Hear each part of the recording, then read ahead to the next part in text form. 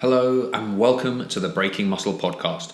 I'm your host, Tom McCormick, and today is a solo episode where I will take a deep dive on a specific subject to give you all the information you need to make a really positive change to the quality of your training, your physique, and your life, especially with the subject matter for today. It's a topic that is very dear and near to my heart, and that is sleep. Now, for those of you who don't know, I've got 2 young kids. My sleep's now pretty good. They're old enough, they sleep pretty well. But there was a pretty big shock to the system around about 8 years ago when our first was born, and then my interest in sleep and actually my realization of quite how important sleep was really grew from there. So let's dive in a little bit and let me explain how sleep can help you and what you really need to do to optimize yours and get the most from it. So, sleep really is a fascinating subject, and we all know it's good for us, and most of us would like to get more, yet we are also, most of us, wandering around a bit like a caffeine-addicted, low testosterone zombie with brain fog, and largely because of our sleep deprivation. And that's not normal, it's not healthy, and we really need to start prioritizing sleep. If you want to see great results, not only in the gym, but in terms of your energy and your brain function and your productivity at work, for example, sleep is something you need to focus on. It's a bit of a superpower, really. Now, I've talked repeatedly about sleep's positive impact on athletic performance and your ability to recover from hard training in my articles for Breaking Muscle. But put simply, the harder you can train without exceeding your capacity for recovery, the faster you can make progress. Now, many of the guys I work with in person and online tend to think of themselves as hard gainers. And in some respects, that's true. But what I also tell them is that they're actually behavioural hard gainers or easy losers. And no one really likes that term when I tell them I think you're an easy loser, but let me explain what it means. What I mean by that is that if you don't take care of all of the details, don't dot the I's and cross the T's, these people, these easy losers, they're the people whose body will give up the hard-earned muscle that much more quickly than someone else. What we consider like normal, or maybe even someone who's genetically gifted for building muscle. So it's not so much that these easy losers can't build muscle, but they cannot keep it, they can't retain it if they take their eye off the ball. They need to be on top of things all of the time to be able to keep building muscle, and actually their body loses the new tissue they've built very easily. And sleep is one of the critical factors. It's one of the biggest downfalls for these guys. People that tend to be easy losers, or think of themselves as hard gainers, often their brain is going 100 miles an hour. They're analysing things constantly. They're always in their own head, for want of a better term, and they struggle to unwind and get to sleep.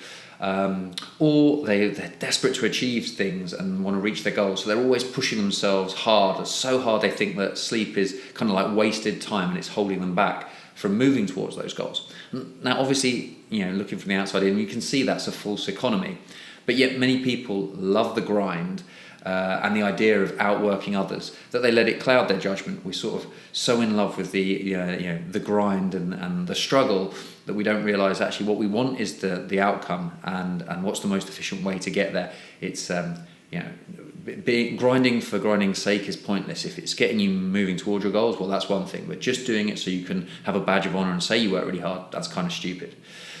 Now, here's an example of that. I'm sure like you've been in a similar experience to this. Maybe you tell your coworker, "Oh man, I only got 5 hours sleep last night," and they'll brag to you about how they only got 3, and it becomes a bit of one-upmanship. It shows how crazy it is that if you took those 2 people away and asked them logically if they think 3 hours is enough for them to perform to their best in any walk of life, whether it be at work, in the gym, out on the sports field, they tell you no, but yet somehow we ignore that and we think we're doing great because we've slept so little. Now, lack of sleep then, in some respects it's almost like an ego flexing contest and about who can get the least, and that's a massive mistake. Let's be honest, you probably already know that, yet I bet you don't give sleep the credit it deserves when it comes to your lifestyle choices. Most of us realise we should sleep more. We know sleep is important, yet we don't prioritise it. And I've been guilty of this in the past, so I understand how this can happen.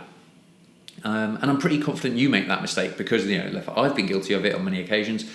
I'm sure other people have made the same mistakes as me. For example, staying up late to watch the next episode of a TV show or just scrolling aimlessly through Instagram. It's all too easily done, and these social media platforms are set up to draw us in and suck us in, and we do fall into that trap.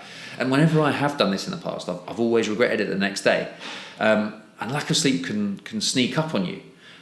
You probably don't realise you're sleep deprived yet. Chances are you're sat there listening to this as a sleep deprived individual. Let's be fair, the occasional late night has little impact, but the problem is when those late nights become the norm, when it becomes more chronic. And as I'll explain with some of the research later on, it doesn't have to be, only a couple of hours sleep. You can accumulate and create a sleep deprivation situation quite quickly with still getting 6 hours of sleep per night. Now, we've all fallen into the trap of staying up late on the laptop to meet work deadlines, or kicking our feet up on the sofa and watching a good show, but just letting that drift and eat into our recovery time. You probably, like I said before, it might end up feeling a bit like a zombie if you haven't had your coffee in the morning. Actually, let me slurp a quick coffee. It's good timing there. Yeah. So, without your coffee, suddenly you're not functioning, and that's a pretty good sign that maybe you need some improvement in your sleep. My experience wasn't really that situation where it crept up on me. It wasn't gradual. It was more like a blunt force trauma, to be honest. But I'd always slept really well and made it a priority. Then I had kids, and then my world got turned upside down. Certainly from a sleep perspective. After our son was born, it literally was 18 months before I felt normal in the gym again. And I can still now vividly remember my first session after a full 8 hours of uninterrupted sleep, and I felt like Superman. The sad thing is I wasn't Superman. I wasn't even close. I was just regular me after a good night's sleep. But my perception of what normal had been warped so much by those 18 months of sleep deprivation that feeling normal now felt amazing. And you might have sleepwalked into that same situation without even realising it. If you make sleep a priority for a month, I'm confident you'll look and feel and perform better. And actually, there is research to indicate people don't realise how bad they feel until they feel good. So sometimes it's a case of prioritise sleep, and then you'll suddenly realise, oh my God, I've been living with a handbrake on. So if you want some evidence to support the claims about how much better you'll feel, strap in, because I've done the research. Well, I haven't conducted the research, but I've read the research, and I can tell you all of this. Various disorders of sleep, including abnormalities of sleep quality, duration, circadian rhythm disruption, and sleep-disordered breathing, may result in a reduction in testosterone levels. Research clearly indicates that sleep deprivation lowers testosterone, and low testosterone in men increases the risk of numerous diseases and disorders. Sleep deprivation also impairs many aspects of the immune system, which sure is brought into sharp focus with what's gone on in the world the last year, right? But it is significantly associated with increased risk of respiratory infection, and we all want to be avoiding that. Most people need about 7.5 hours of sleep per night, which is 5 full sleep cycles, to maintain optimal immune functioning. A single night of sleep deprivation sends your levels of the stress hormone cortisol through the roof, and researchers found a 40% increase in cortisol from just one night of sleep deprivation. And testosterone is a cortisol antagonist, so they kind of work in like a seesaw fashion, in an opposing fashion. When one is up, the other is suppressed. So if you're living with chronically high cortisol, it means you're probably suffering with chronically low testosterone. And we all know that adequate testosterone levels are important for muscle mass, fat loss, strength. So we don't want that. Furthermore, chronic sleep deprivation drops your testosterone and growth hormone. It also weakens erections and sexual health considerably. So if you're a guy struggling to get it up, maybe look into your sleep. Just one disrupted night of sleep increases insulin resistance, both short and long term, and even in healthy individuals. They're not just looking at unhealthy people here. This is healthy populations they're studying. Your metabolism also slows down after poor sleep. You burn between 2 and 8% fewer calories after a bad night's sleep.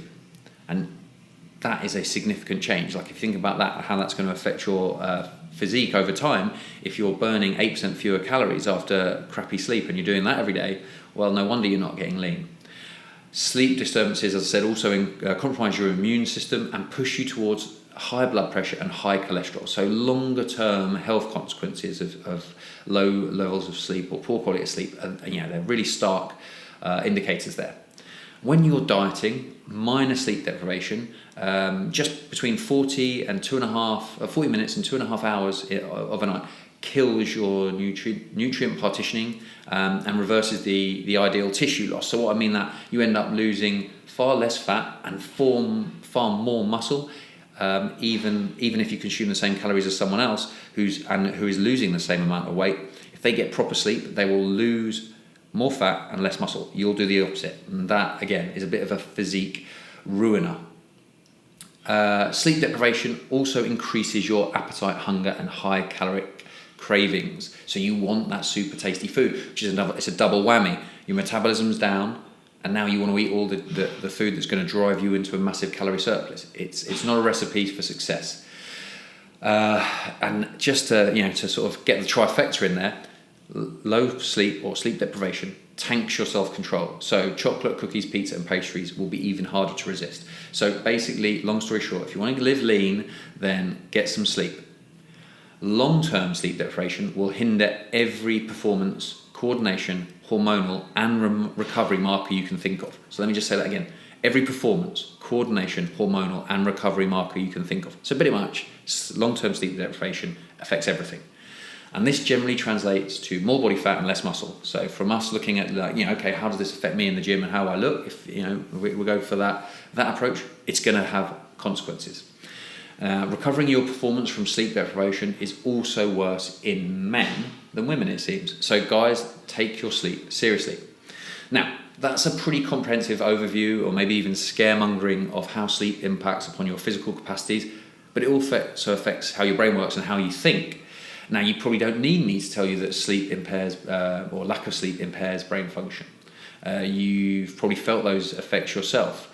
But just to again get some evidence and some research behind it, research illustrated that when they compared 2 weeks of various sleep doses, so either 4, 6 or 8 hours per night, they then compared the cognitive function of their participants in that study to the brains of people that had 72 hours of sleep deprivation. That's comparing things against 3 full days without sleep. Now, it's pretty obvious that if you had no sleep for 3 days, your brain is not going to be on fire. So how did 4, 6 and 8 hours per night stack up against that? Well, what's really alarming is that they found that sleeping 6 hours or less per night for just 2 weeks had the same functional impairments as one complete 72-hour sleep deprivation cycle. That study was conducted on otherwise healthy adults, and it was only 2 weeks long. So imagine the consequences you are suffering with day to day. You're living with a handbrake on if you have been getting less than 6 hours of sleep per night for any period of time. And like I said, when I had kids and my sleep was being broken up, I can attest I was not functioning on all cylinders. So poor sleep is something you want to be very aware of, and know that it will deteriorate every part of your health and performance if you get less than 7 to 8 hours per night. Now, just to hammer this point home, there is the other research, and they found that after 22 days of less than 6 hours of sleep per night, your brain function is also massively impaired, and they compared that to someone who'd been up for 48 hours straight without sleep. And that, just to put that in perspective, those 48 and 72 hour time periods, that means your reactions are worse than someone who is way over the legal limit for alcohol. So your reactions, your brain function, really not in a good place if you're sleep deprived. So pretty obvious that sleep is critical to your health and well-being. Long story short, it will make you a fitter, happier and more productive person. Sleep is your number one recovery tool. I love hammering that home to clients when they start asking me about different supplements and recovery modalities or fancy gimmicks. I'm like, get your sleep right first, then we'll worry about everything else. It's time to start prioritizing your sleep to get the best from your training, to build more muscle, to gain more strength, and to lose more fat. Because sleep is the most anabolic state for your body. During sleep, your body increases testosterone production. For these increases in testosterone to begin to occur, you need to have had at least 3 hours of uninterrupted high-quality sleep. Now, how many people fall asleep, then wake up a couple of hours later, can't get to sleep, drop off? If you're doing that, you're limiting your potential for getting proper hormonal function, proper testosterone production. And a lack of sleep can interfere with your production of testosterone levels and put you at risk of suffering the symptoms of low testosterone. So if you're a man and you're getting low sleep, that means, obviously you've got poor health, but the chances of increased body fat, reduced strength and muscle, decreased bone density is a genuine concern. Low libido, infertility, depression, fatigue, anxiety, even erectile dysfunction, all risks of low sleep. So this isn't just a superficial get more sleep to look better. It has massive consequences for your overall health. And this can be a dangerous downward spiral when we look at, if we just look at testosterone for a section here. Low testosterone may negatively affect your ability to have good quality sleep. And then you get poor sleep, which in turn lowers your testosterone, and it just becomes a vicious downward spiral. But on the flip side, if you can improve your sleep, take control of the situation, you can boost your testosterone production, which will improve your quality of sleep, which again means you can improve your testosterone, and it becomes a virtuous upward positive spiral. So getting better quantity and quality of sleep will help you in all manner of ways. Just to reiterate it, it'll boost your testosterone production, it'll help you lose fat, it'll help you gain strength, help you manage your hunger, help you fight off colds and flus, boost your memory, improve mental function, and slow down the aging process. So I feel like I've pretty nicely hammered home the benefits of sleep, why you need it, and why it's not just so that you look better, but your whole overall health will also be taken care of. And it's a pretty strong list of reasons to try and perfect your sleep. Now, sadly, perfect doesn't really exist. So we probably can't get perfect sleep, but we can try and optimize things. And you should be striving to optimize your sleep for the rest of your life. As a guide, here is a little sleep survey I'm going to run you through. You can check yourself off against these things, and it outlines what you should be aiming for and how close do you come. How many of these can you say, yep, I achieve that? So number 1, do you sleep for between 7 to 9 hours every night? Number 2, do you go to bed at roughly the same time every night? Number 3, do you wake up at roughly the same time every morning? Number 4, do you wake up without an alarm clock, and can you wake up without an alarm clock, or do you need that to get you up and out of bed? Number 5, do you sleep the whole night through? So multiple bathroom trips are a pretty sure sign of low sleep quality. Really your head should hit the pillow, fall asleep, the next thing you know you wake up in roughly the same place the next morning. And actually that's a good indicator. Waking up in almost the same position you fell asleep around is good. It means you haven't been tossing and turning, and it's a pretty good sign that your sleep quality is good. And then the last point is you should wake up refreshed. Now, you might be thinking, hang on, no gadgets, why aren't we tracking things, metrics, no tech? Tom, you're so out of touch with the world. I've got a sleep tracker, isn't that the best possible measure? Well, honestly, I'd say no. I'm not really a fan of sleep devices. And sure, objective data is great, but sleep devices are actually pretty crappy. You can use subjective measures much more effectively. And after all, we're all having a subjective experience every day. So it's worth trying to get in tune with how you feel. What is more important than your perception of reality? If you ask yourself that honestly, it's, going off a bit of a tangent, a bit of Tom's training philosophy or whatever, but your perception is, and that is your reality, and that's the most important thing. So I think it's really worthwhile being able to get in tune and feel how is my sleep, how do I feel, and understand that. But why the hate on tech devices or sleep tech devices? Well, it's actually because the research shows they're pretty inaccurate. They're also quite intrusive and they're largely quite expensive, and so they're not really adding the value for the cost. And admittedly, we're not great. Humans aren't great at estimating sleep duration. If you didn't know what time you went to sleep and what time you woke up, and we didn't give you the cues and the environment of it being light and dark, whatever, you'd probably be pretty crap at telling me how long you'd slept for. But we don't do that. You can pretty easily tell what time you went to bed. Clocks are awesome at telling the time. You can know what time you got into bed, roughly how long it took you to fall asleep, and then what time you woke up. And then I had roughly 4, 5, 6, 7, 8 hours sleep. Conversely, while we're not that good at just being able to gauge sleep duration, we are pretty good at sleep quality. And so how you feel is a really good indicator of sleep quality. And they've studied this, and people's perception of sleep quality is actually pretty solid. So in some respects, sleep devices can be counterproductive though, because your brain is overdramatic about poor sleep. One study took subjects and monitored their sleep quality using sleep watches. Then afterwards, they lied to the participants and told them that their sleep quality was worse than it actually was. And then those people consistently functioned even worse. Placebo is powerful, so powerful that I joke it's the most powerful supplement known to man. But the point is that those trackers, if they give you a false negative, it's going to impact how you view the day and probably cause you to have a crappy day when really it shouldn't. So never fully trust what any device tells you about your sleep. Always stay positive, because thinking you have less energy will literally zap you of energy. So if you want a sleep device, I'd caution against it, but fair enough if you feel it has benefit. But even if you get a bit of a bad reading, don't beat yourself up about it. There's every chance that you can have a positive mindset and actually feel more energetic that way, as opposed to letting that drag you down. So again, just to reiterate even, to assess your sleep, if you aim for 7 to 8 hours of relatively uninterrupted sleep and you wake up refreshed, ideally without an alarm, then if you manage that, you've pretty much optimized your sleep. You don't need a fancy device to reach that point. Now, very few of us can claim to tick off all those boxes that I listed earlier on about what's an ideal sleep.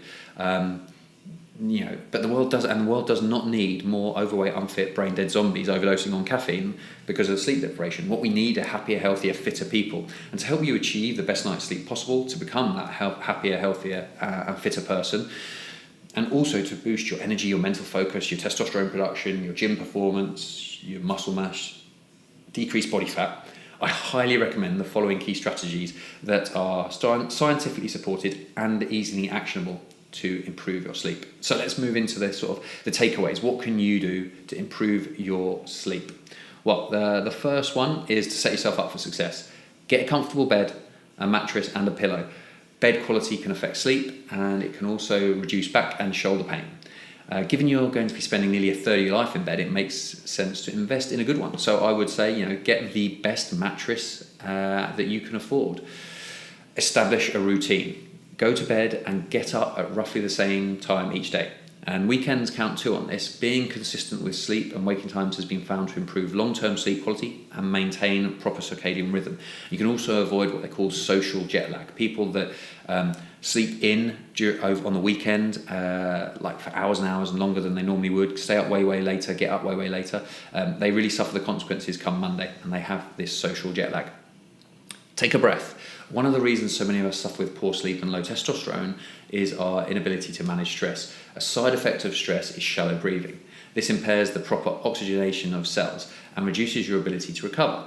In fact, proper breathing has been shown to increase things like insulin-like growth factor production and improve your sleep, which has knock-on effects on a whole range of other health markers. So breathing exercises can be extremely effective as a proactive stress management tool when done daily, and also they can prepare and relax you for a better night's sleep. Belly breathing with deep breaths in through the nose and slow exhalations out through the mouth do the trick for me. A lack of nasal breathing is being found in research to really compromise sleep quality as well. So sort of training yourself to be good at that is a benefit. Cut the caffeine at 4 p.m. Having coffee is cool. I love the stuff, but having it later in the day can disrupt or even prevent your sleep. On average, caffeine's half-life is about 5 hours. However, this half-life can vary significantly from one individual to the other. But if you're a slow metabolizer of caffeine, then you might have levels in your system keeping you alert and awake into the early hours if you drink it after 4 p.m. In extreme cases, having it within 10 hours of bed can be disruptive for some people. So cut yourself off at 4 p.m. and see if you can fall asleep easier. If you're still struggling, slide things to 3 p.m. and reassess, and just sort of take an outcome approach to that. Pick stuff up. Well, here's a nice one. Strength training improves the quality of sleep, even if you train at night. Now, although some people might take a little bit longer to fall asleep if they've just trained an hour before bed, the sleep quality research indicates actually improves for doing strength training. So that's pretty cool. Next one is to disconnect from the matrix. The blue light emitted by the screens on your devices can disrupt your sleep. The body's internal clock or circadian rhythm is influenced mainly by daylight hours. Artificial light, like street lights and light bulbs, already disrupt it, but staring at screens magnifies the issue. Your internal body clock is served by the ocular nerve, which is directly affected by blue light. The same light waves on your phone, your TV, your laptop, and like the tablet, they all give those off. So to improve your sleep, I suggest you disconnect from screens like that for about 60 minutes before bedtime. And rather than watching TV, read before bed. You'll learn more and sleep better. And if you can't get off screens, say there is something you have to be working on, on an occasion, there's an exception, consider blue light blocker glasses. Next up, the next tip is to get natural sunlight exposure during the day. At these times, the body actually needs light. This is counterintuitive since I just told you to avoid that blue light at night, but studies have found that 2 hours of bright light exposure during the daytime increases the amount of sleep by up to 2 hours and improves sleep quality by 80%, which is, well, frankly ridiculous. But getting outside early in the day, getting some sunshine on you is really good and will help you sleep later in the day. Next one, not so popular with my clients, but is to stay off the booze. Just a couple of drinks have been shown to reduce your sleep hormones. Alcohol alters melatonin production and decreases human growth hormone levels. Melatonin is a key sleep hormone that tells your brain when it's time to unwind, relax, and fall asleep. And HGH helps regulate your body clock, and it's anti-aging and vital to recovery. So we don't want to skew those and get those out of whack. Next tip is I like to tell clients to sleep in the Batcave. And what I mean by that is make your bedroom pitch black, quiet, and cool to maximize the quality of your sleep. Room temperature is another thing you can look at. Setting thermostats at about 20 degrees Celsius or 70 degrees Fahrenheit seems to be the sweet spot. And room temperature has been found to affect sleep quality more than external noise. So it's a really significant factor. And there is some individual differences in terms of what the ideal temperature for you is, but be aware of it, adjust it, and like I said, take outcome-based decisions. If your sleep's not improving, make a slight adjustment to the temperature and reassess. After that, supplementing wisely is a good option. Certain supplements can significantly improve your sleep quality.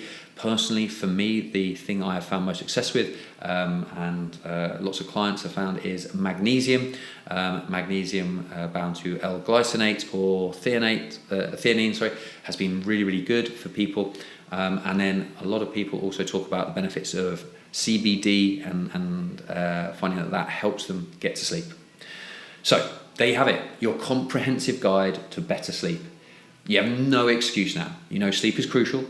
You can also rank your sleep against what the ideal standards are that I listed earlier. And if you come up short on that, don't worry.